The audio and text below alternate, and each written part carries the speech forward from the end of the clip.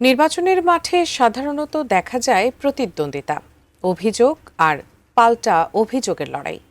কিন্তু বগুড়ার শেরপুর ধুনটে ভিন্ন এক দৃশ্য।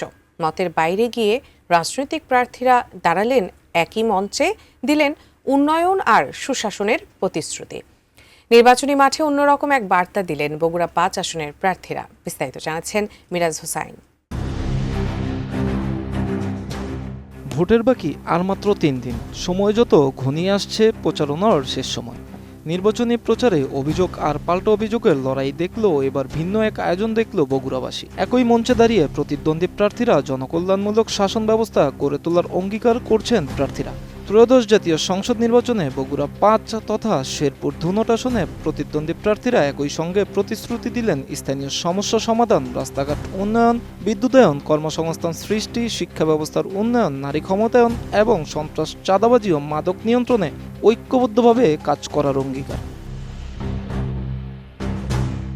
শনিবার বিকেলে শেরপুর শহরের বাস স্ট্যান্ড এলাকায় আয়োজিত জনগণের মুখোমুখি অনুষ্ঠানে অংশ নেন বগুড়া ৫ আসনের স্বতন্ত্র প্রার্থীরা। সুশাসনের জন্য নাগরিক সুজনের উদ্যোগে আয়োজিত এই অনুষ্ঠানে সভাপতিত্ব করেন নিমাই ঘোষ। আমি বুঝি নির্মাণের শিল্প, সালাম স্টিল বোঝে ডিউরেবিলিটি। সালাম স্টিল, মোস্ট ডিউরেবল স্টিল।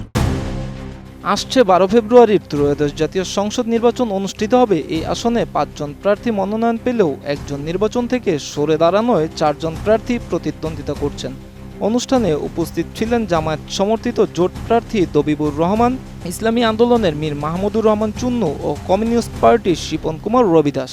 আর বিএনপির প্রার্থী গোলাম মোহাম্মদ সিরাজ উপস্থিত না থাকলেও তার প্রতিনিধি হিসেবে উপজেলা বিএনপির সাধারণ সম্পাদক রফিকুল ইসলাম মিন্টু অংশ নেন এই অনুষ্ঠানে।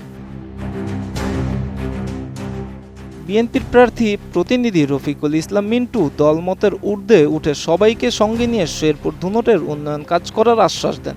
ইসলামী আন্দোলনের প্রার্থী মীর মাহমুদুর রহমান বলেন, শেরপুর শহরে ফ্লাইওভার নির্মাণ, গ্যাস সুবিধা চালু এবং বাঙালি ও করতোয়া নদীর ওপর একাধিক সেতু নির্মাণের পরিকল্পনা রয়েছে তাদের।